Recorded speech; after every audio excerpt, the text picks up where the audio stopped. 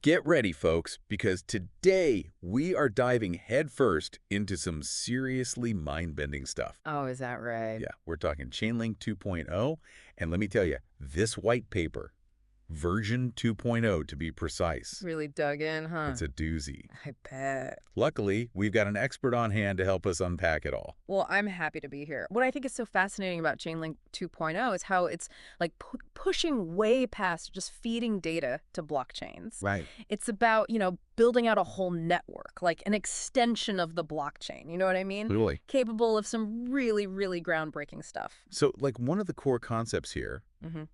I'm going to, lay some groundwork here.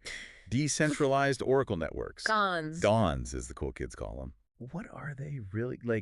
Imagine I'm someone who's maybe heard of Chainlink but doesn't really, get it. Okay, so picture a Dawn, Okay. like a specialized team of Chainlink nodes. Yeah. It's not just about, grabbing data from the outside world anymore. These nodes can actually, team up, Right. provide all sorts of services, secure networking, Okay.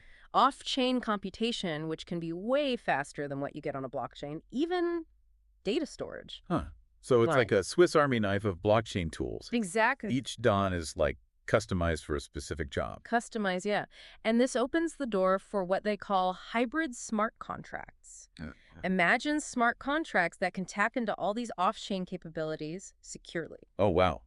Okay. So instead of the blockchain being this, isolated island, DAWNs are building bridges to the rest of the world. Yes. Bridges secured by Chainlink. Exactly. But why is that so important? What does it actually change for, say, someone who's just starting to explore, blockchain?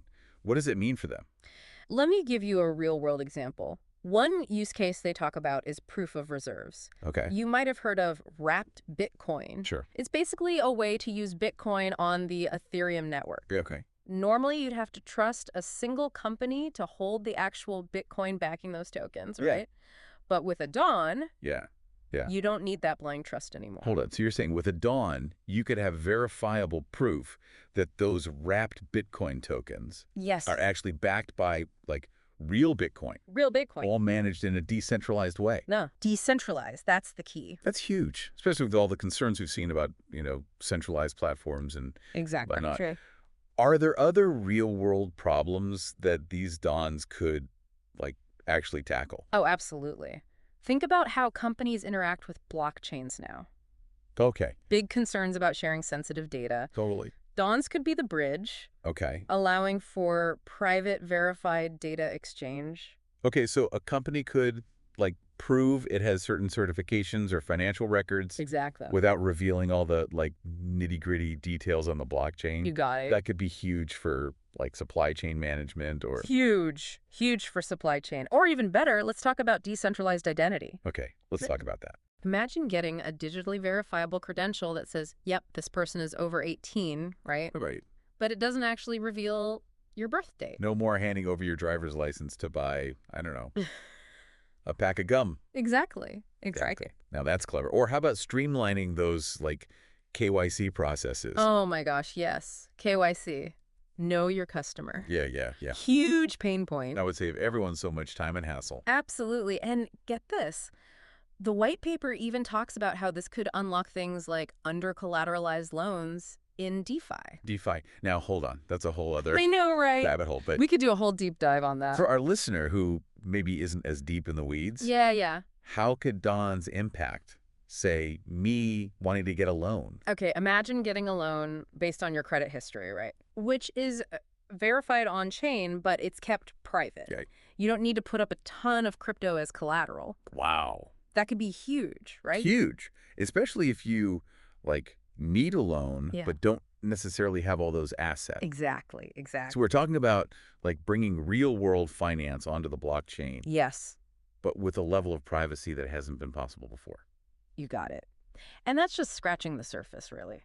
They also dig into this thing called fair sequencing services, FSS. FSS, okay. This is where it gets really wild from a technical standpoint. Okay. Don't worry. Okay. We'll break it down Okay, in a way anyone can understand. I'm definitely intrigued by this FSS thing. Oh, yeah. But before we jump into that, elephant in the room, right? Oh, I see where you're going. Trust him. Yes. Right. Because it's not about, getting rid of trust completely. Sure. It's about minimizing blind trust. Okay. And how do dawns actually do that? Well, they use these cryptographic tools, right? Hmm. Like digital signatures, directly from the original data providers Okay. to verify that information right at the source. So instead of just like blindly trusting, oh, this company or this website said this, so it must be true. Right. With a dawn, you're getting like a signed affidavit from the source itself. Yeah, exactly. Transparency. Yeah. Verifiability. Those are the key ingredients here. Got it. Got it. Okay, that makes sense. So, we're talking about all this like super secure, reliable data. Okay. But what happens if like, I don't know, imagine a scenario where everyone in a dawn was running the same software. Okay. Yeah. And that software like had a critical flaw. Oh, I see where you're going with this. One vulnerability and the whole system could go kaput. Yeah, that's a really good point. And that's why they've got this concept of like failover client. Failover clients. What's that? It's like, think of it like a backup generator, right? Yeah. Your power goes out, Right. boom, backup generator kicks in. Gotcha. So if something happens, something goes wrong with, the primary system, Okay. these failover clients, they're running different software, right? Okay. They can step in and keep things running. Okay, so it's like diversifying your risk, but like on a system level. Exactly. You got it. That's really cool. But if these dawns are so like powerful and versatile, someone's got to pay for all of this. Like, where does the money come from to make this all work? Good question. That's where ChainLink's economic model comes in. It's this really clever combo of staking and something they call future fee opportunity, or FFO. FFO. Right. So basically, nodes in a dawn, they have to put down a deposit to participate, almost like a security bond, So if they try to like game the system or provide bad data, Exactly. you could lose their deposit. Risk it, yeah. And that's where FFO adds this really cool layer. It's all about reputation. Okay. Nodes with a proven track record, Okay. they get rewarded, right? They earn fees from users who want to use their dawn services. So it's like a built-in incentive for good behavior. Exactly. The more reliable you are, Yeah. the more opportunities come your way. Like building good credit. Exactly. Precisely. Now, while we're on the topic of incentives, there's a couple other like fascinating things from the white paper that I wanted to bring up. Have you ever heard of like prospective bribery? Prospective bribery? That sounds kind of intense. What is that? So it's kind of mind-bending, this attack vector, right? Oh, yeah. Imagine someone trying to bribe these nodes Okay. before they're even picked for a specific task. Oh, wow. So it's like rigging the jury before the trial even begins. You see, exactly. Wow. That's wild. But like, how do you even prevent that? Well, ChainLink actually designed their whole staking mechanism with this in mind. Oh, wow. They've got these built-in safeguards that make prospective bribery crazy difficult Okay. and expensive. So the risk outweighs the reward. Exactly. You really got to want to do it. Yeah. To even try, Gotcha.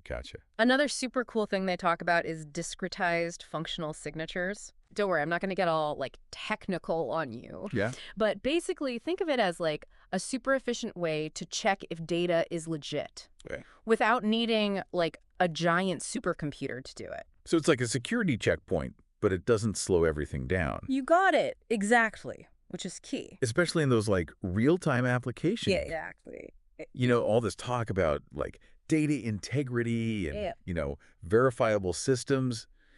It got me thinking, the white paper mentions this idea of dawns, not just being this bridge for bringing outside data onto the blockchain, Right. but actually taking that blockchain level of like trustworthiness Yes. and bringing it to systems beyond the blockchain. Now you're talking. That's where it gets really interesting. That's a really fascinating prospect. Right, like potentially verifiable data feeds for anything. Anything. So this isn't just like some, far-off dream. Mhm. They're actually building this stuff. Yeah.